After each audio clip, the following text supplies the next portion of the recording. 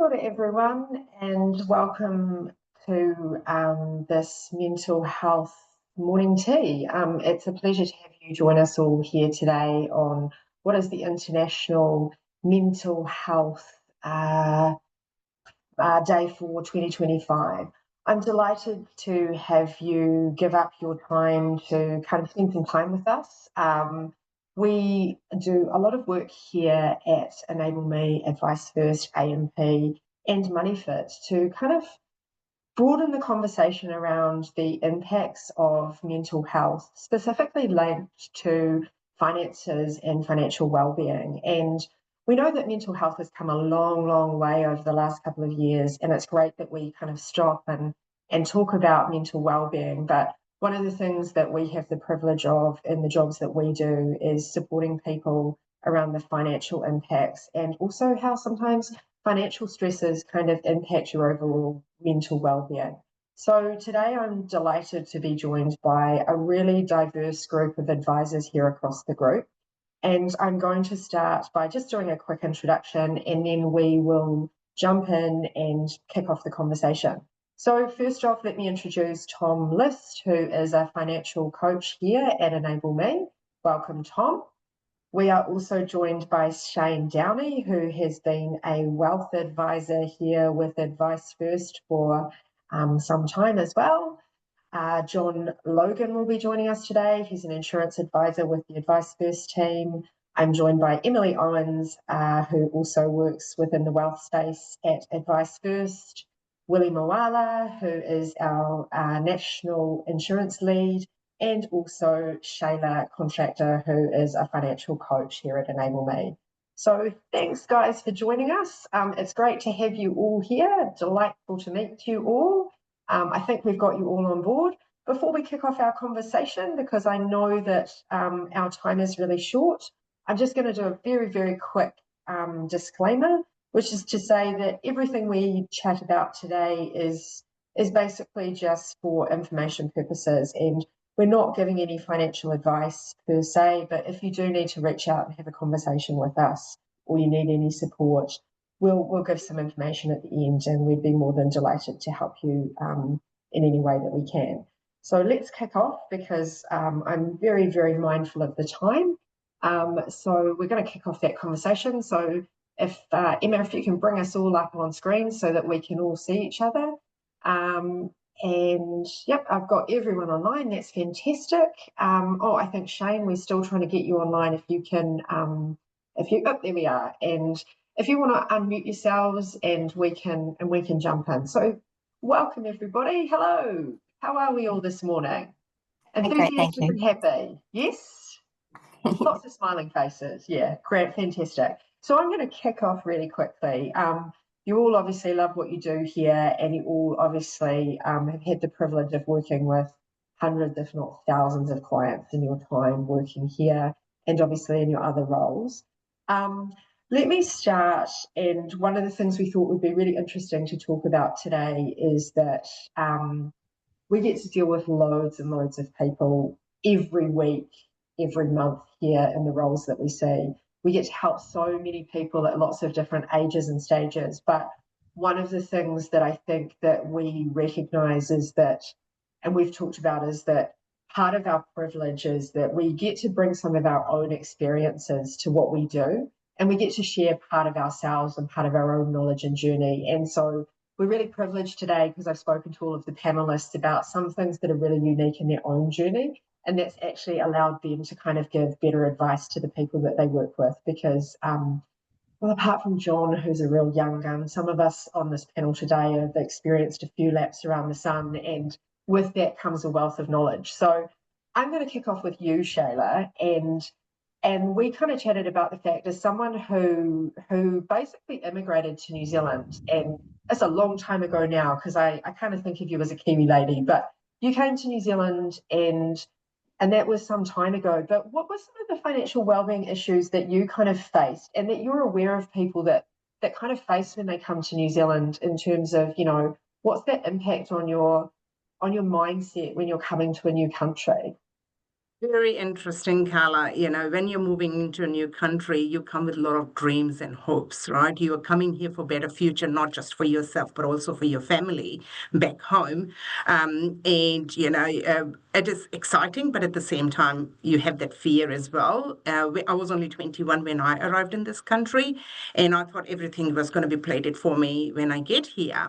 But the reality was completely different. The first thing was you get a huge culture shock. The second thing is now you've got a language barrier.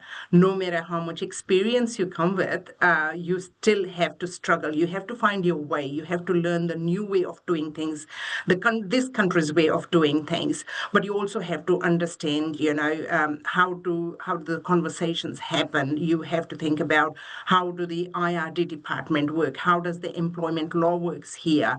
And every employer you go to is asking for work New Zealand experience, which Absolutely. can be so challenging because there are a lot of people, not just myself, there were a lot of people who come with a lot of experience and education, but that doesn't matter. And so you're basically starting from scratch. So you can imagine the toll that could take on you financially. Because when you arrive in the country, your expenses starts. That doesn't stop. That just starts from day one. And also other thing as a migrant, we are always converting dollar into our own local currency. So Yes. that is also a real setback. It's like, wow, this is quite expensive, and you're very, very careful of every penny that you spend. Yeah. And the job is something that takes a little bit longer. So that can put a lot of financial pressure on you. Sometimes, I mean, I was fortunate enough to come with a permanent residency, but also thinking not everybody comes with that visa. You could come with some partner's visa, Yeah. work Yeah. visa, Yeah. and you have to give all of that process takes time. It doesn't just land. So in back of your mind, you're always thinking, wow, those expenses are still going out. If you come with a little bit of savings, that's fine, but not most of us do. Yeah. So you have to sort of start from scratch. You're trying to find 2 or 3 jobs and making ends meet. So that impacts your, purchasing home is just really, really far. You're having to trying to make up with the quantity rather than quality in Yeah. terms of accumulating money. You don't have So credit. Yeah.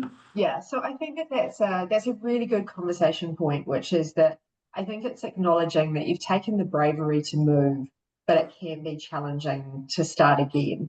But it's not it's not it's a unique experience in terms of moving, but we all have some difficulty, and it's kind of finding a network and thinking about how to find that support that's really important and asking for the Exactly. right advice. Exactly. John, Shayla kind of talked about being young and moving over here, and I was secretly jealous when they said that you were the youngest one here. I like being older, but sometimes I hark back to wanting to be younger. But like one of the things I think as a younger person, and you lean into it, buddy, is that as someone young, one of the things that's I think really challenging for younger New Zealanders is that kind of concern and that mental concern about, well, what happens when you want to buy your first home? And I know that you've done an amazing job and you actually have been a first home buyer. What's some of the things that kind of kept you up at night thinking about how you were going to get onto the property ladder? Yeah, definitely. I think being younger than some of us here, it's Certainly yeah, cheekier. yeah, it is a tough one. I think you grow up thinking you can just buy the dream home straight away, and Yeah, then getting the money and actually getting there and realizing that you actually got to pay for it, and the reality of that. So for me, fortunately, me and my brother went in, but that also is if I don't pay, it's going to affect him. If he doesn't pay, it's going to affect me. So I think there is stress as well when we bought our house, expecting the body court costs, the rates. You got the insurance advisors coming up to you, saying this is how much you need. So I think you have all that stress and being the reality sinking in, having to make sacrifices. sacrifices and Yeah. find a balance of lifestyle, but also getting on the property market. Did it worry you about buying too late? Like, was that something that always sat in the back of your mind if I missed the market, or did you kind of get really worried about that kind of pressure to get on the property ladder? Yeah, definitely. And I think you get the classic real estate line, which is this is the best time to buy. which turns out every year is the best time to buy. So yeah, you're trying to make a decision straight away, get in as soon as you can, because your fear of missing out. But as you grow Yeah. older, you realize that life's a long time, and yeah. Yeah.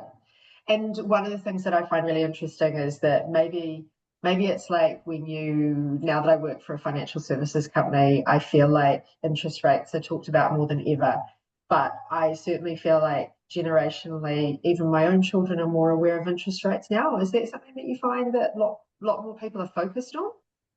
Yeah, it's the conversations are coming up way more, I think, Yeah. each, I guess, generation. But you speak to Yeah. younger people and they know more than you know, at that age, which is crazy. So it's Yeah. definitely, I guess, more public knowledge than it used to be. Yeah. But Shane, I think younger generations feel like the challenges are unique to them, but I'm not sure. I was watching some archive videos the other day, and I think I was watching videos from the 1960s from the BBC, and a cost of living crisis isn't unique to 2025. They were happening in the 60s, and in 2025 we have side hustles, but in 1960 people just had a second job. So I think it's very interesting that each generation kind of takes their own take on what is stresses, and it was just as hard to get your first home in the 60s and 70s. But in your position, you've spent many years working with clients as they enter retirement, and as someone in the later stages of your career, like what are some of the emotional and financial concerns that you sort of see people experience as they think about exiting work and kind of entering those later stages of a working career? Yeah, it's good. It's a very much a general theme for what we call decumulators. People who Yeah. have a little bit saved up, they've sold a house or whatever, and they've paid off some debt, they've bought a new car, whatever, and they've got a bit, and this is going to last them for their retirement. And so there's some real concerns because they're looking at New Zealand Super, and the general consensus I get from clients who are accumulating and decumulating is, is New Zealand Super going to be around for us? Especially with the noise that we're hearing about the unsustainability of it. But there's a big, dark elephant in the room. And that elephant in the room is a positive one. It's a happy one. It's a pink one, really. It's the Cullen Fund. All right. Now, that was designed when it was first set up, and I was in a privileged position to go and as one of the preferred providers for KiwiSaver back in the day when it was launched with ASB Bank, and we got a presentation about the Cullen Fund and about the growth settings and about the sustainability of New Zealand Super. Now, the Cullen Fund has grown way ahead of its expectations. It's sitting around about $82 billion now, and it's designed to come in 2030s, and it's designed to get that baby boomer bubble through their retirement period. Yeah. And it's there for some time now. Sure, there's more of us coming into retirement and receiving New Zealand Super. They're eligible for it, and that's good. And that fund is there as a contingency. There's three pillars, if you like, to New Zealand Super, to funding New Zealand Super going forward. The first pillar, of course, is the tax base. People currently paying taxes to fund it. That's the first one. Second one now is going to come on stream pretty soon is the Cullen Fund. So that's $87 billion is going to be projected that the government doesn't have to find. It's there. Yeah. It's been provisioned. That's a good thing, Yeah. isn't it? And the third thing is people coming into retirement, a lot of them have their own KiwiSavers, and they're built up over 100K, all of them, some of them 500K. So that's another thing. There's three things that are supporting them. Now, going forward with New Zealand Super, which is, kids these days, is it going to be around for them? Well, maybe not in the current form that it is now. Maybe it'll be means tested, whatever. However, kids these days have got this huge advantage of, acquiring financial literacy, which is going to be pushed through the schools. Kids will learn and will have KiwiSavers, and it won't be unreasonable to see kids, leaving school, starting their superannuation, to have around about $2 million in today's dollars in their KiwiSaver scheme when they retire. Not unreasonable. I love the fact that you're putting what is a really positive light on retirement, and that actually it's if you sit down and think about it and you actually do some planning, your retirement can be like a really positive thing.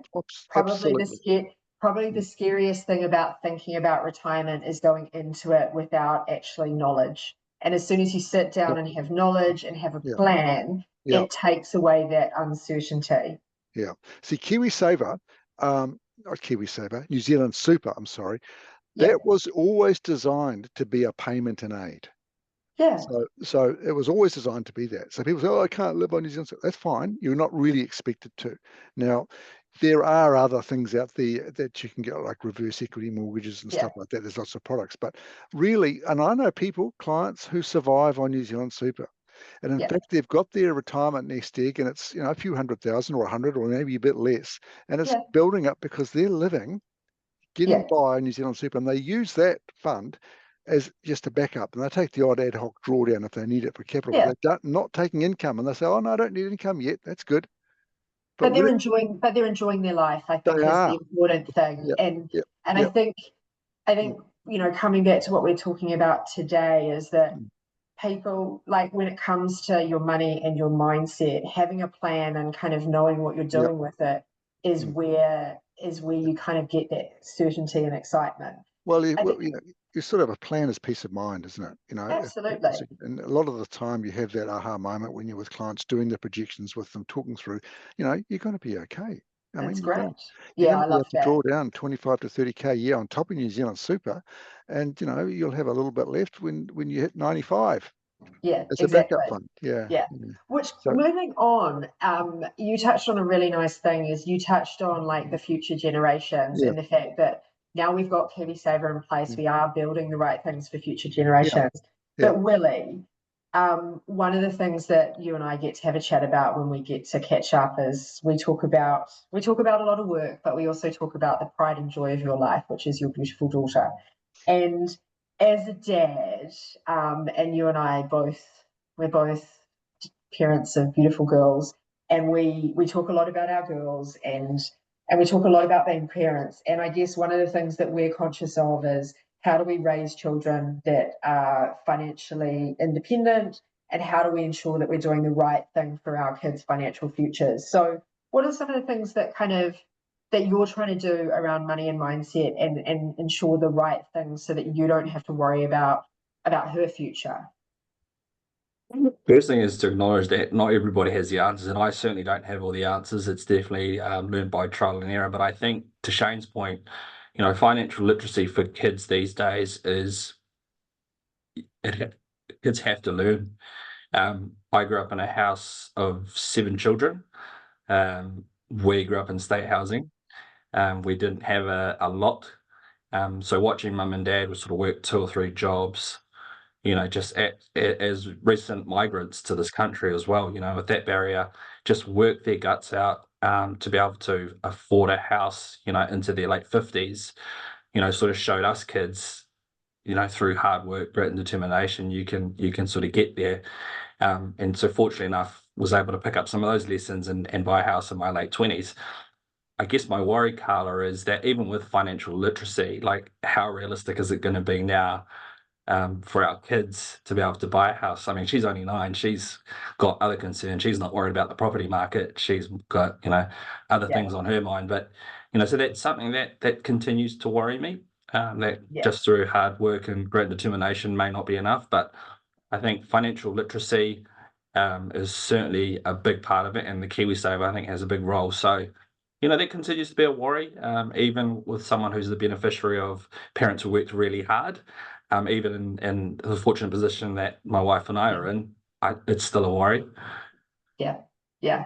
I know. Look, I mean, I totally get it, but I think having the conversations, we were having a chuckle, and it's a tale of different children, isn't it? Like, we were having a chuckle in my house because one of my children did a KiwiSaver review with Emily the other day, and she's like, "Why do I need to prepare for retirement?"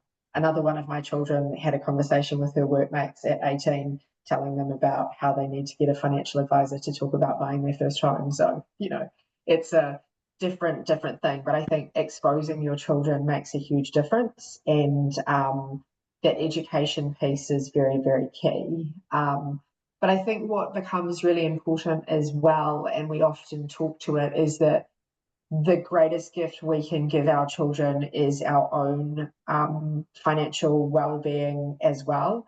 We often talk about how it's really important to have our own oxygen mask on in a plane scenario rather than worrying about those beside us. And I kind of think about most of us here, not you, John, are in a slight sandwich generation where we will be trying to assist our children and our parents. And so the worry could be that, we need to be thinking about how we ensure that our own health care is provided for, our own retirement is provided for, and we're not sacrificing our own future financial well-being for taking our kids on, overspending and actually, impacting our future retirement. Because I think that that's one of the risks of parents these days, where we're like, the kids need their own rooms, the kids need overseas holidays and all of those sorts of things. And I think that can sometimes be the real important thing about sitting down and that longer term plan. Is that something that you tend to kind of sit back and think about as well, Willie?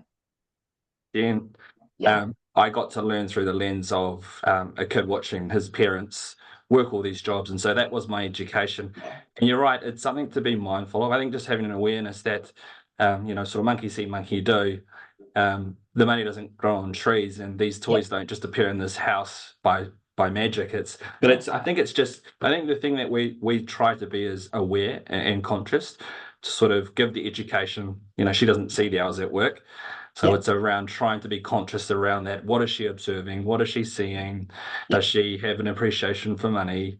But I think it is challenging. It is challenging. Absolutely. So Tom, you're in a different situation because you are no children. And at the moment you're in a situation where you are single, and there are different worries that come from being single and kind of having to manage finances on your own. And that can obviously impact you in a different way. So what are some of the things and we often see that increasingly. I think I read a stat the other day that Morgan Stanley did up in the States, that they expect by 2030 that approximately 45% of people will be single between the ages of 25 and 55. So I think that is kind of changing things as well. So what are some of the things that, we see a lot more single clients? What are some of the impacts that people have and concerns people have about being on their own? What I find is there's a couple of different points to that. One is that, hey, you're just going to one income. Yeah. And it's not so much the size of the income or the size of the household income, but it's the fact that there is only one. If anything happens to that income, there's a greater risk there. So I find in my financial life, I have to run larger emergency funds. Yes. I need really good insurance policies when it comes to income insurance, trauma insurance. The only insurance I need less of is life insurance. But all those insurance policies that will pay me, I need to have really good covers there, just so that I can buffer any adverse events that come up, because there simply isn't that other person there with another income that can kind of take over for a while. So that's on the financial side. On the expenses side, I find there is a singles tax out there. It doesn't matter how many people earn in a household, your rates are still the same. Your house insurance is still the same. Yes, your food bill might be a little bit lower, but all those fixed costs are still there. So proportionately more of your income goes out, or more of your household income goes out on those. Yeah, absolutely. But to me, there is also an emotional side to this. You don't have that other person to bounce ideas off. On the plus side, it means I can make all my decisions by myself, right? I don't have to check in with everyone. But on the downside, it means I have to make all my decisions by myself. I don't get to check in with someone. So for me, what I've found there is that's very, very important is I have a very good friend that's in a similar situation. And we can sometimes just sort of, sit there and chew the fat on life and just bounce ideas off each other. So you still need that other person or another couple of people, but it just shifts from, say, a partner to some very good friends. Yeah, and I've personally found the same thing. All of you on the call have probably given me some form of advice at some points in time around my finances. I love the fact you're all laughing. Emily, I think, we've talked about lots of situations, and we've been very privileged in this business that you have spoken in many forums about the impact that your mental health and your financial health can have around one of the most delicate areas that you've personally dealt with, and we've actually supported quite a few clients around, which is when we're dealing specifically with financial abuse in a relationship. What is some of the impacts that you kind of can see when we're dealing with those financial abuse situations? And it's been such a privilege working with you because we've helped women get out of those situations and change their lives. Yeah. Yeah. I mean, life is hard enough. It can be really distressing if it's you or if it's someone that you love having to deal with financial abuse. And that's when someone else is controlling your ability to earn money or access money or use money for your own independence and well-being. So it can turn up in romantic relationships, families, friendships, professional arrangements, or, someone on the other side of the internet even that wants, to steal your money or misuse it. It can show up with like unequal power in decision making. So if you're being excluded from financial decisions or not understanding things like loan agreements that are put in front of you to sign, could be family or cultural pressures or elder abuse. So what we want to stress for people in these situations is there is help and support available. It doesn't have to turn up as physical abuse. And so, you want to maintain some independence in terms of your banking, keeping your documents, having, a joint conversation on money, and maybe even bringing a third party into it to sort of review things together if necessary. Yeah. Look, I think that's really, really useful. And I think it's really important as we kind of round out this half-hour session to say that we see this and it's really important to ask for support in that situation, because one of the things that is most challenging is when you kind of abdicate or have that power taken away from you, and there are people that can support you. Look, it's been a real privilege to talk to you all today. I think one of our intentions today was to just talk about this stuff, because I think the more we talk in the same way we've talked about mental health, and just generally, like, it's important to talk about how you feel. It's really important to talk about the fact that actually things happen with finances, and it's been really taboo to kind of talk about a lot of this stuff in the past, but we're talking about it more, and it normalizes having those conversations. It's conversations that all 6 of you are really, really comfortable to have. When we sit down as financial advisors, yes, we are all qualified, and our job is to sit down there and work through the numbers. But part of what we do and what makes us unique is that we are all coaches and people in our own right. And what we're there to do is help you navigate some of those emotional challenges. And so behind numbers are actually people, and behind numbers are the emotions that kind of drive those behaviors. And it's really important to feel comfortable to kind of have those conversations. So we welcome supporting any of you in any way. And there is nothing that we would feel that we couldn't kind of cover in any of those sessions and support you.